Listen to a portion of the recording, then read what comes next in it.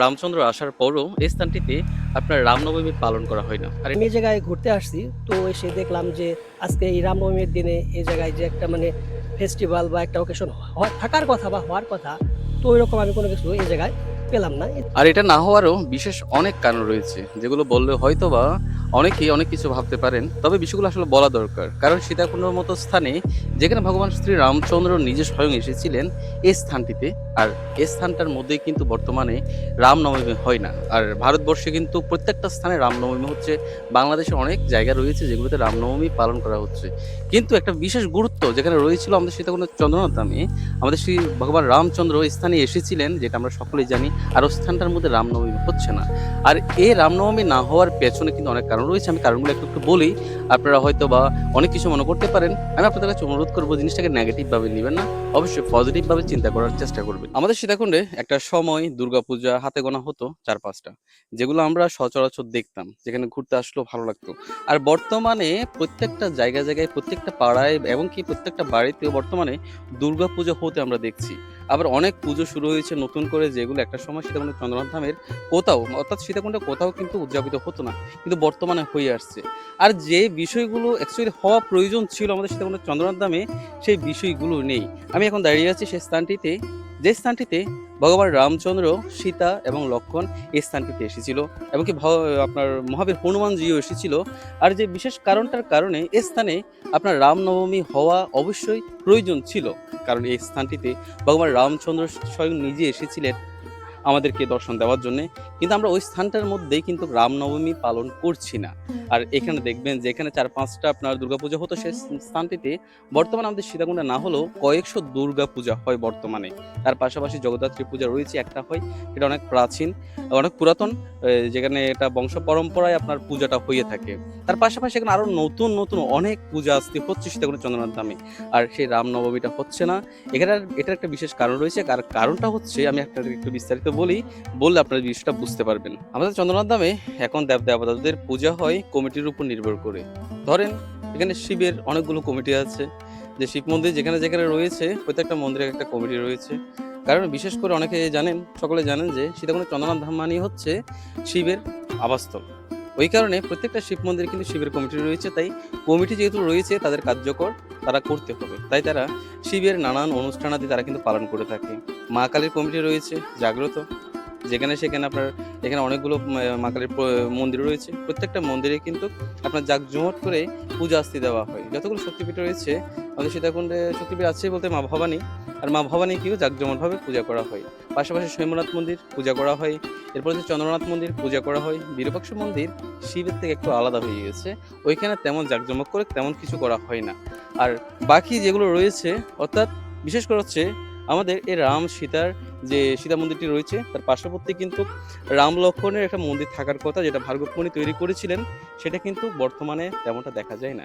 কারণ এখানে রামের কোনো কমিটি নেই, তাই নবমীও এখানে করার তেমন কোনো প্রয়োজন বলে আমরা মনে করছি না। বিশেষ করে আমরা সীতাকুণ্ড স্থানীয় যারা রয়েছে তাদের কারণে কিন্তু আমাদের সীতাকুণ্ড চন্দ্রনাথ ধামে, যেখানে স্বয়ং রামচন্দ্র এসেছিলেন, তার নিজের পদধূলি কিন্তু আমাদের চন্দ্রনাথ ধামে রেখে গিয়েছিলেন, ওই স্থানটার মধ্যে রাম নবমী হচ্ছে না একমাত্র আমাদের কারণে।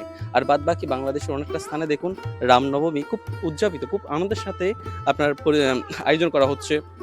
তার পার্শ্ববর্তী হচ্ছে ভারতবর্ষে কিন্তু প্রত্যেকটা জায়গাতে আজকে রামনবমী খুব আনন্দের সাথে উদযাপন করা হচ্ছে। আর যে স্থানটার মধ্যে ভগবান স্বয়ং রামচন্দ্র এসেছিলেন, আর ওই স্থানটার মধ্যেই কিন্তু রামনবমী হয় না। কারণটা হচ্ছে এখানে রামের কোনো কমিটি নাই। এটা হচ্ছে কমিটির উপর নির্ভর করে আমাদের সীতাকুণ্ডে চন্দ্রনাথের প্রত্যেকটা মন্দিরের অনুষ্ঠানাদি হয়ে থাকে। শুধু আমাদের সীতাকুণ্ডে না, বিশেষ করে বাংলাদেশের প্রত্যেকটা স্থানে এটা কমিটির উপর নির্ভর করে অনুষ্ঠান হবে কি হবে না। তাই এখানে সীতাকুণ্ডে আপনার শিবের কমিটি আছে, শিব পূজা হয় খুব আনন্দের সাথে। কালীর কমিটি আছে, কালী পূজা হয়। দুর্গার কমিটি তো অভাব নাই, যেখানে একটা সময় আপনার 4-5টা দুর্গা পূজা হতো সীতাকুণ্ড জুড়ে। আর ওই সীতাকুণ্ডে বর্তমানে 100-র উপরে দুর্গা পূজা হয়। কমিটি বাড়ছে, প্রচুর বাড়ছে।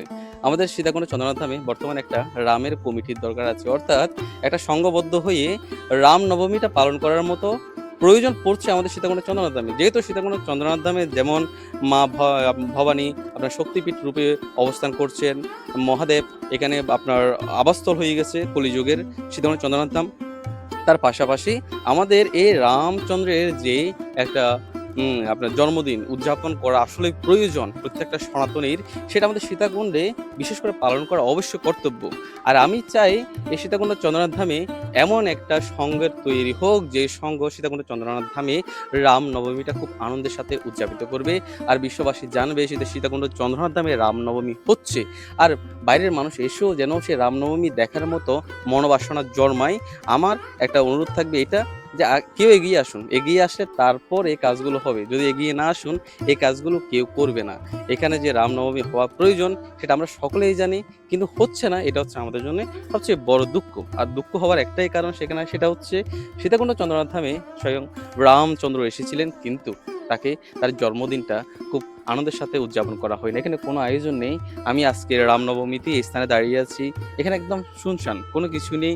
স্বাভাবিক প্রত্যেক দিনের মতো ভক্তরা আসছেন, এই কুণ্ডগুলো দর্শন করে যাচ্ছেন, সীতা মন্দির দর্শন করে যাচ্ছেন। কিন্তু যে স্থানটিতে আসলে আজকের দিনটাতে বিশেষ করে একটা আনন্দঘন পরিবেশ থাকার কথা, এই জায়গাতে অনুষ্ঠানাদি হওয়ার কথা, রামচন্দ্রের জন্মদিনকে খুব আনন্দের সহিত উদযাপন করার কথা ছিল, এই স্থানটিতে আজকে তেমন কিছুই হচ্ছে না। দূর থেকে একজন দাদা এসেছেন আমাদের সীতাকুণ্ড চন্দ্রনাথ ধাম পরিদর্শন করার জন্য, ঘোরার জন্য। তো ওনার কাছ থেকে আমি একটা বিষয় জিজ্ঞেস করব আজকে এই স্থানটি সম্পর্কে। সেটা হচ্ছে, আপনারা জানেন আজকে যে রামনবমী চলছে, সারা বিশ্বে কিন্তু সনাতনীরা রামনবমীটাকে খুব আনন্দের সহিত উদযাপন করছে। আর আমাদের সীতাকুণ্ডে যে স্থানটির মধ্যে ভগবান রামচন্দ্র, লক্ষ্মণ এবং সীতার সহিত এখানে এসেছিলেন এবং কিছুদিন বসতি স্থাপনও করেছিলেন, কিন্তু ওই গুরুত্বপূর্ণ স্থানটির মতো একটা জায়গাতে কিন্তু আজকে কোনো রামনবমীর অনুষ্ঠানের কোনো ছিটে ফোঁটা নেই। কারণ এই বৈশিষ্ট্যটি আপনাদের কাছে কেমন লাগছে, যে চন্দ্রনাথ ধাম আসছেন, শিবের এখানে একটা তীর্থস্থান, তার পাশাপাশি হচ্ছে মা ভবানী শক্তিপীঠের তীর্থস্থান, ওই স্থানটির পাশাপাশি কিন্তু রামচন্দ্রের একটা গুরুত্ব কিন্তু চন্দ্রনাথ ধামে আছে। এখানে যে আজকে রামনবমীটা হচ্ছে না, এই বিষয়টাকে আপনি কিভাবে দেখছেন?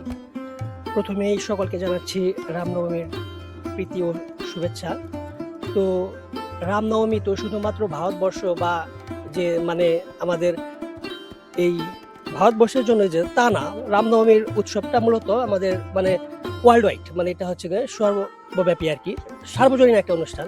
তো ওই ক্ষেত্রে আমি এই জায়গায় ঘুরতে আসছি, তো এসে দেখলাম যে আজকে এই রামনবমীর দিনে এই জায়গায় যে একটা মানে ফেস্টিভ্যাল বা একটা অকেশন থাকার কথা বা হওয়ার কথা, তো ওইরকম আমি কোনো কিছু এই জায়গায় পেলাম না। এই জিনিসটা আমার কাছে নিজের কাছেও একটু খারাপ লাগলো।